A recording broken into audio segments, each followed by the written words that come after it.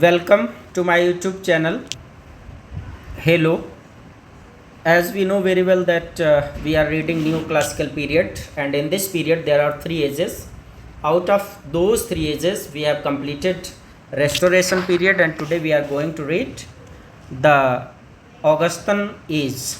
This age starts in 1702 and ends in 1745. Before starting explanation, first we should read the text. This is called Augustan age because the writers of this period imitated the style and elegance of the writers who wrote in Italy during the reign of the Emperor Augustus. Why Augustan age? क्यों कहते हैं इसको? क्योंकि इस age के writer, you know very well that before this age all the writers try to follow romanticism new classical age से पहले, लेकिन जैसे ही न्यू क्लासिकल एज आता है it means the writers of the new classical age wanted to follow the writers of classical age. तो classical age था कब? तो क्लासिकल एज जो था भाई वो था एम्परर ऑगस्टस के पीरियड पर. अब चूंकि इस समय पर ऑगस्टन एज में जहाँ पर हम आते हैं तभी तो न्यू क्लासिकल एज कहा जाता है. तो किंग ऑगस्टस जो था उसकी एज का जो क्लासिसिज्म था उसको इस एज के राइटर्स फॉलो करते थे. उस एज का जो इलेगेंस था वो फॉलो करते थे. और किंग ऑगस्टस इटली में था कब? 27 BC टू 14 AD, 27 ईसा पूर्व से 14 ईस्वी सन तक.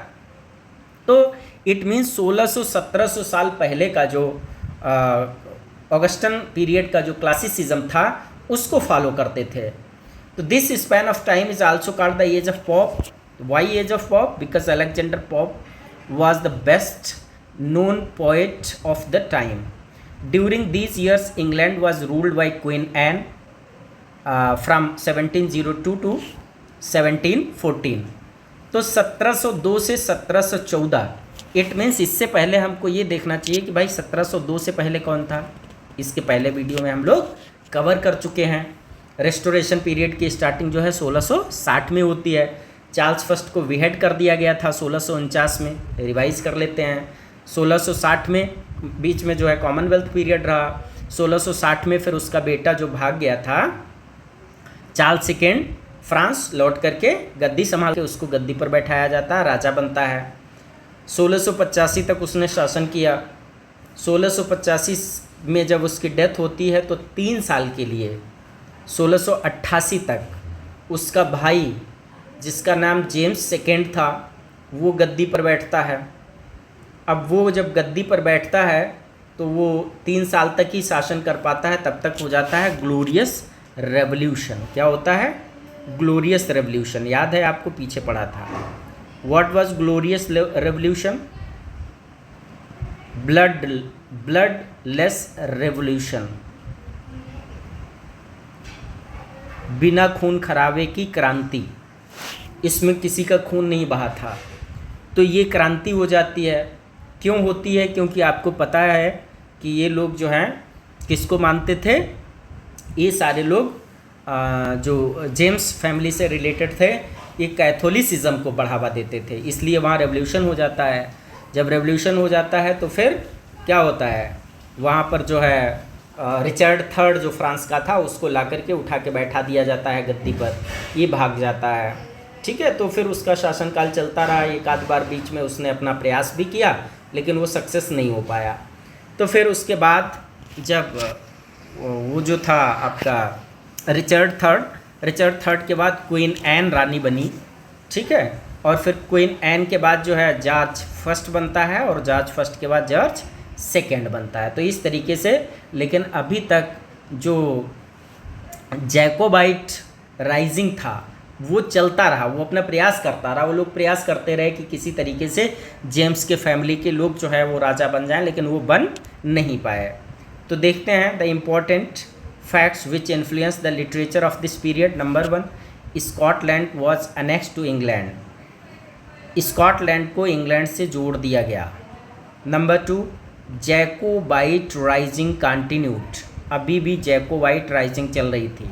व्हाट वाज जैकोबाइट राइजिंग, अभी मैंने इसको डिस्कस किया था कि जो जेम्स के मीन्स जो स्टुअर्ट फैमिली को चाहने वाले लोग थे, जो जेम्स को फॉलो करने वाले थे, वो जेम्स फैमिली को चाह रहे थे कि जेम्स फैमिली के ही लोग, उनकी संतानें उत्तराधिकारी शासन करें। तो अभी भी ये चल रहा था, लेकिन ये लोग चूँकि ये थे कौन से लोग, जैकोबाइट राइजिंग वाले, तो आप समझ सकते हैं ये कौन लोग, ये कैथोलिक्स रहे होंगे, है ना। कौन रहा होगा, ये कैथोलिक्स रहे होंगे, क्योंकि ये कैथोलिसिज्म के फॉलोअर थे। तो the first cabinet of England was formed, इसी पीरियड में इंग्लैंड में पहली बार कैबिनेट जो है अपने अस्तित्व में आती है। Next point, the first English daily newspaper, most important point, first English daily newspaper, what was the name of that newspaper, the Daily Courant, and this appeared in London 1702, important date है ना, GS के लिए भी ये बनता है। 1702 में सबसे पहला इंग्लिश का डेली न्यूज़पेपर आया, the Daily Courant. The number of coffee houses, pubs, clubs was multiplied and people learned the habit of living together. Now here you have to search on Google what was the importance of coffee houses, pubs and clubs. This was the first time when most intelligent people of England, means the writers, journalists, etc., politicians, they started to gather in coffee houses or pubs in clubs and started discussing openly. अपने विचार रखना इन लोगों ने शुरू कर दिया था, ठीक है। तो वहाँ पर जाकर के क्या होता था, एक दूसरे के विचार का आदान प्रदान होता था। कॉफ़ी हाउस बड़े बड़े हाउस बनाए जाते थे, तो होता क्या था कि वहाँ पर कुछ नहीं करना है आपको, वहाँ सारी व्यवस्था कॉफ़ी हाउस वालों की रहती थी। सिर्फ जो ये लोग होते थे संभ्रांत लोग, ये वहाँ जाते थे, सिर्फ उनकी कॉफ़ी खरीद करके पीते थे। इसके बदले वहाँ इन लोगों को बैठने का अवसर मिल जाता था और आपस में ये लोग अपना मीटिंग कर सकते थे, डिस्कस कर सकते थे। तो you can understand that in this age जो विचार का आदान प्रदान रहा है वो बहुत तेज़ी से रहा होगा। लिटरेचर भी बहुत तेज़ी से, मतलब लिटरेचर था तो पहले भी, लेकिन डिस्कशन, क्रिटिसिज्म, ये सारी चीज़ें बहुत अच्छे से आ गई। तो सेम चीज़ पब्स में भी थी, क्लब्स भी इसी एज में बनना शुरू हुए थे, ठीक है। किस एज में, ऑगस्टन एज में, अलेक्जेंडर पॉप के एज में, यहीं पर क्लब्स की शुरुआत होती है। क्लब में भी जाकर के अपना क्लब बना लिया राइटर्स ने, क्लब में जाकर के अपना एक तरीके के लोग बैठ कर के वहाँ अपना डिस्कस करते थे और अपना करते थे। तो ये हो गया, ये इम्पॉर्टेंट है, आपको याद रखना है कि कॉफ़ी हाउसेस, पब्स और क्लब्स अपने अस्तित्व में किस एज में आए, ठीक है। नेक्स्ट पॉइंट देखते हैं, in number of literary associations started, you know very well, coffee houses, pubs, clubs started, then their associations came into existence. भाई जब ये सारे लोग हो गए तो इन्होंने अपना क्या किया, एसोसिएशन बना लिया। Of them the most famous was Scriblerus Club. तो स्क्रिबलरस क्लब ये इम्पॉर्टेंट है और मोस्ट इम्पॉर्टेंट है, ठीक है, GIC PGT के लिए, नेट असिस्टेंट प्रोफेसर के लिए। स्क्रिबलरस जो क्लब था, इसके मेंबर्स पूछ लिए जाते हैं। Members of this club were Alexander Pope, John Gay, Jonathan Arbuthnot, Jonathan Swift, Thomas Parnell. आपको 4 नाम दे दिए जाएंगे and you will be asked who was not the member of Scriblerus Club, ठीक है। तो कौन कौन था, पॉप, गे, स्विफ्ट, पर्नेल, ठीक है। याद कर लें, आप रट लें ऐसे करके, Pope, Gay, Arbuthnot, Swift, Parnell, important question है। The other clubs of this period were Kit Cat club, ये भी क्लब था। स्पेक्टेटर्स क्लब, ये भी एक इम्पॉर्टेंट क्लब था, है ना। यहीं से जो है डेली मैगजीन पब्लिश होना शुरू हुई थी, तो इसको भी हम लोग पढ़ेंगे। अब major writers of this period and their works, ये देख लेते हैं भैया। डैनियल डिफोए, ये मेजर राइटर्स हम लोग देख रहे हैं। इनका मोस्ट इम्पॉर्टेंट वर्क है Robinson Crusoe. Many times it is said that this was the first true English novel. अभी आपको कंफ्यूज नहीं होना है, first English novel, first true English novel, कई बार अलग अलग, तो ऐसा माना जाता है कि इसको फर्स्ट ट्रू इंग्लिश नॉवेल माना जाता है, ठीक है। लेकिन अगर ये पूछा जाए फर्स्ट इंग्लिश नॉवेल कौन सा था, तब आपको नहीं लिखना है, वहाँ पर ये दिया भी नहीं रहेगा। इसको नॉवेल के रूप में पब्लिश नहीं कराया गया था, but this work has all the characteristics of a true novel. तो कई जगह अगर आप सर्च करेंगे तो रॉबिन्सन क्रूसो भी आता है, ठीक है। तो एक कन्फ्यूजिंग क्वेश्चन है। तो first true English novel Robinson Crusoe को माना जाता है।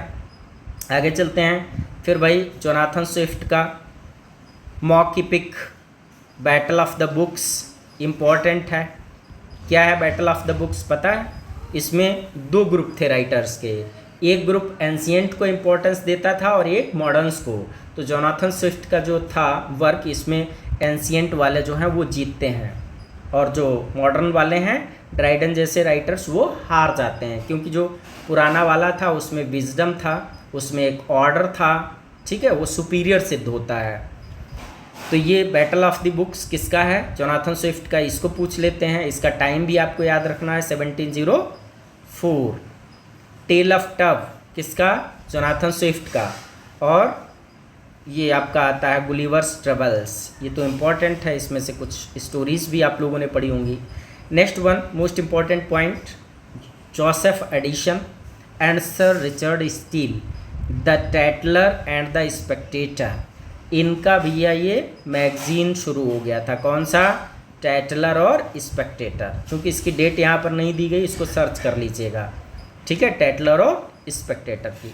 वैसे मैं आपको एक तरीका बता देता हूँ। देखिए, एक तो टैटलर है, मतलब टी, ठीक है, और फिर स्पेक्टेटर है, और उधर लंदन मैगजीन है, और एक आधा और मैंने याद करी थी। तो ये अगर इनको क्रम से पूछा जाए तो कई बार आप ऐसे भी याद रख सकते हैं, छोटे से बड़े के क्रम में। ABCD की तरफ से, मतलब ए की तरफ से Z की तरफ बढ़ेंगे तो L पहले आता है, फिर S बाद में और T सबसे बाद में। तो इट मीन्स ये सीनियर मोस्ट है, सबसे पहले इसका पब्लिकेशन हुआ, उसके बाद में स्पेक्टेटर का पब्लिकेशन हुआ, उसके बाद लंदन मैगजीन का हुआ।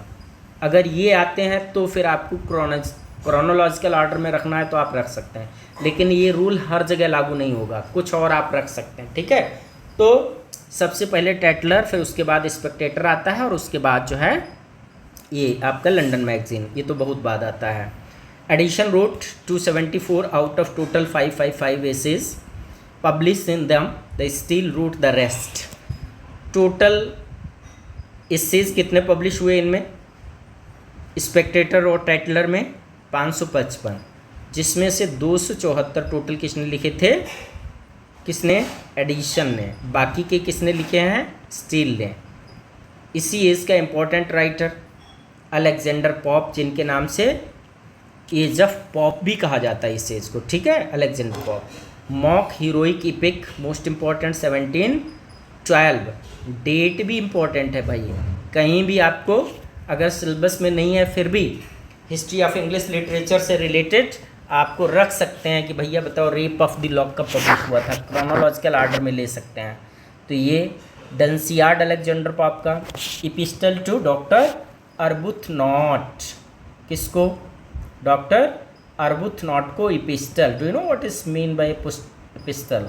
इपिस्टल मीन्स लेटर, पत्र, है ना, तभी इपिस्टलरी नॉवेल कहा जाता है। तो epistle to doctor Arbuthnot, Dunciad, Rape of the Lock इनका हो गया। और एक इनका वर्क है, ये भी इम्पोर्टेंट है, an essay on criticism, Alexander Pope का है, 1711। इधर सैमुअल रिचर्डसन, ये भी। Pamela, second name virtue rewarded, the first English novel 1740। इसको फर्स्ट इंग्लिश नॉवेल माना गया है, ठीक है, फर्स्ट इंग्लिश नॉवेल। कई जगह वो भी नाम आ जाएगा, है ना। उसको रॉबिन्सन क्रूसो को कहते हैं the first true English novel. वास्तविक जितने भी उसमें क्वालिटीज़ थे वो थे, लेकिन बहुत जगह आपको पामिला बताया जाएगा, तो इसको आप प्लीज़ क्लियर कर लीजिएगा अपने हिसाब से। Next one is Henry fielding. तो इनका पामिला लिखा गया था, उसी को कॉपी करते हुए हेनरी फील्डिंग ने उनके भाई, उसी में कैरेक्टर पामिला का जो भाई होता है जोसेफ एंड्रयूज़, तो जोसेफ एंड्रयूज नॉवेल लिखा, किसने? हेनरी फील्डिंग ने। Main literary features of the age देख लेते हैं।